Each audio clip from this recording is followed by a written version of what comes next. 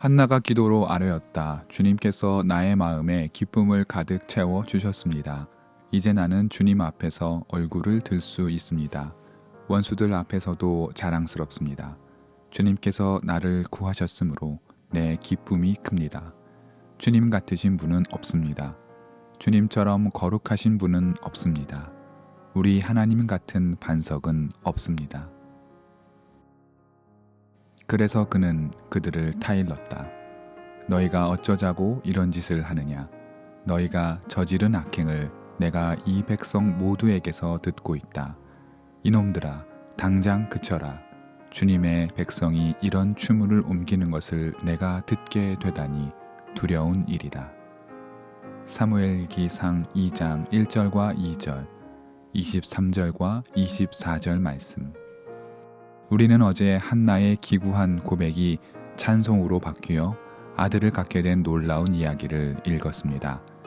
한나는 눈물의 기도로 갖게 된 아들 사무엘을 하나님께 서원한 대로 나실 사람으로 들여 평생 하나님을 섬기는 종으로 살도록 합니다.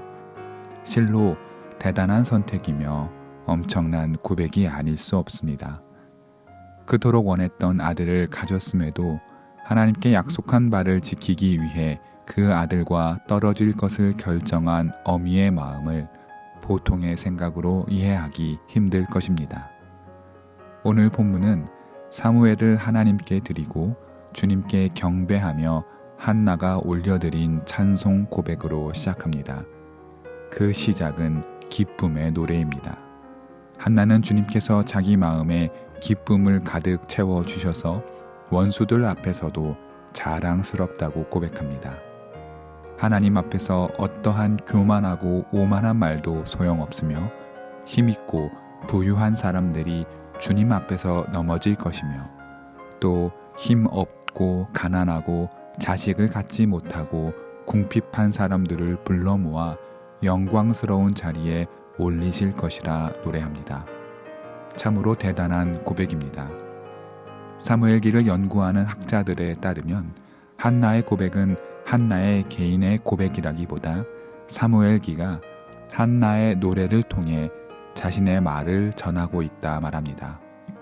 즉 한나의 기도는 마치 사무엘기 전체의 숨은 화자로서 야훼 하나님께서 갖고 계신 생각을 지금 보여주고 있다고 말할 수 있습니다. 사무엘기는 하나님 앞에 대적하는 모든 권세가 무너질 것이고 높고 부유하지만 악에 물든 사람들을 하나님께서 치시고 약하고 가난하지만 하나님의 영광을 구하며 눈물 흘리는 자들을 주님께서 다시 세워주시리란 약속을 담고 있는 것입니다. 실로 한나의 노래는 어미의 음성으로 울려 퍼지는 야훼 하나님의 이스라엘을 향한 새로운 출발의 서곡인 셈입니다. 그렇다면 이 새로운 출발은 무엇을 의미할까요? 그것은 왕국의 출발입니다. 사무엘의 등장은 이스라엘 역사에서 매우 중대한 분기가 됩니다. 족장에서 사사로 이어진 이스라엘의 옛 통치 체계가 끝나고 왕의 등장, 그리고 왕국으로서의 이스라엘의 출발이 사무엘에서 비롯되기 때문입니다. 그러니 새 시대의 출발을 앞에 두고 그 시대가 나아가야 할 방향으로서의 청사진이 곧 오늘 우리가 읽은 한나의 노래라고 볼 수 있습니다. 왕이 다스릴 새로운 왕국 이스라엘은 하나님 앞에 엎드리며 원수들이 무너지고 힘이 많고 부유하다고 약하고 가난한 자를 억압해서는 안 되는 나라이어야 함을 상징적으로 보여주고 있습니다. 나아가 한나의 노래 마지막은 왕에 대한 권고를 담고 있는데 이렇게 말합니다. 주님께 맞서는 자들은 산산이 깨어질 것이다. 하늘에서 벼락으로 그들을 치실 것이다.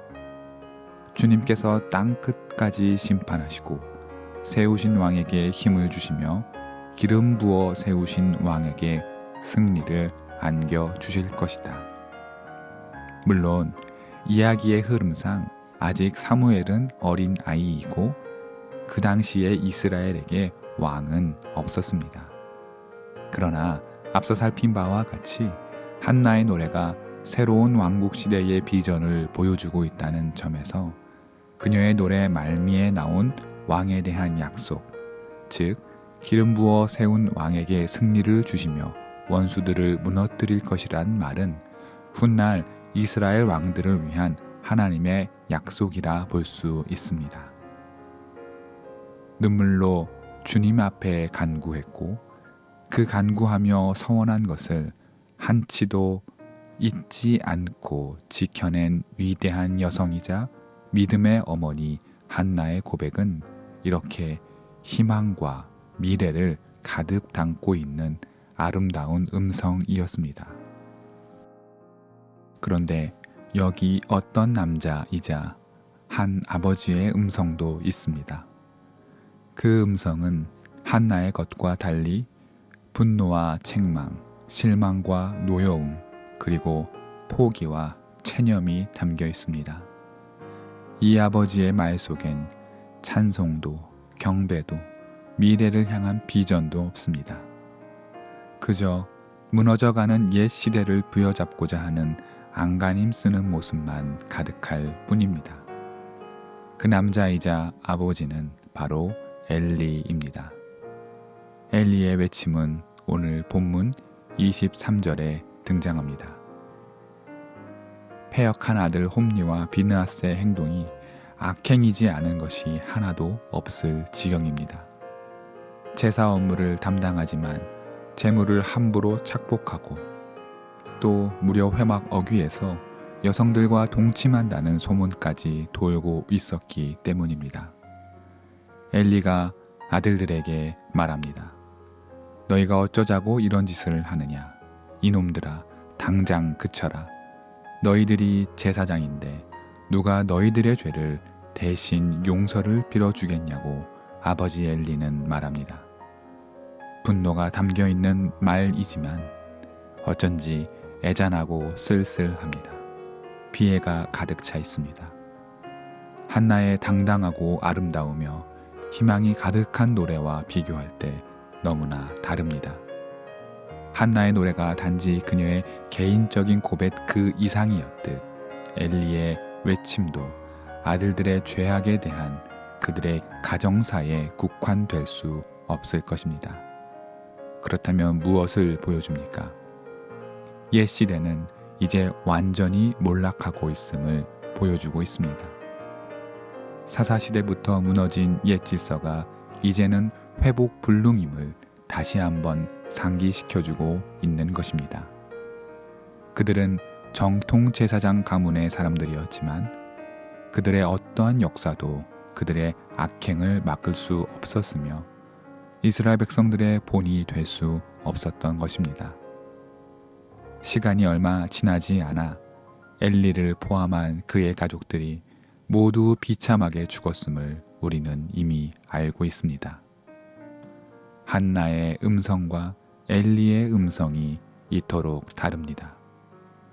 우리의 신앙이 한나의 노래를 닮아야 할 것은 분명합니다. 슬픔 가운데서도 하나님께 구하고 주님께 약속한 것을 성실히 지켜야 할 것입니다. 그러나 또 한 가지 명심해야 할 것은 우리의 음성이 엘리의 것이 되지 않도록 늘 깨어 있어야 한다는 것입니다. 엘리도 처음 제사장이 되었을 때 이스라엘을 향한 거룩한 마음으로 제사를 집전했을 것입니다. 두 아들이 태어났을 때 기뻐했을 것이고 하나님 앞에 바르게 자라기를 기도했을 것입니다. 그러나 조금씩 하나님의 길에서 벗어나기 시작했고 어느 날 돌아보니 주님의 길에서 너무나 멀리 떨어져 나간 것이겠지요. 우리의 음성이 엘리의 것이 아닌 한나의 것이 되도록 우리의 말이 한나의 찬송과 닮도록 늘 깨어 기도하면 좋겠습니다.